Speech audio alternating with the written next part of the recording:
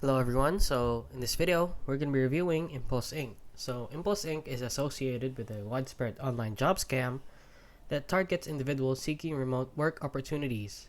Scammers impersonate this company to offer fake positions such as weekend typing, professional, or product reviewer, promising high pay for minimal effort.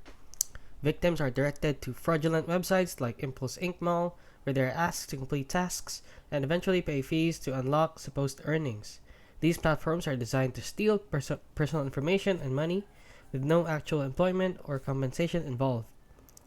Reports indicate that this scam has affected individuals globally, exploiting the desire for flexible remote work.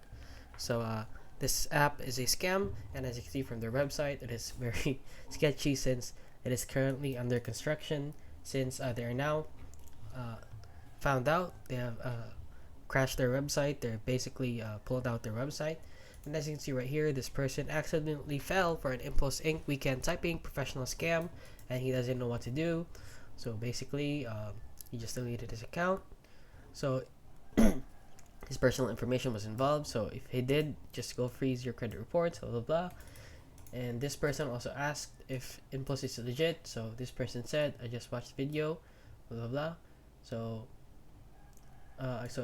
they got curious if they're legit. Thankfully, I found this. Thanks for the info. So basically, this person said they asked $17. They claimed to direct you immediately to their trading platform with login details by email, and that's when it clicked. Luckily, I had used PayPal, so I reported them immediately and asked for a reversal refund. They are reviewing my case for a refund. So basically, this app is a scam. So they offer you jobs. So it is not actually a job interview or not a job offer, but a scam. So that is it. That is my review on Impulse Inc. So do not use this app. It is a scam. So if you found this video helpful, please consider liking and subscribing.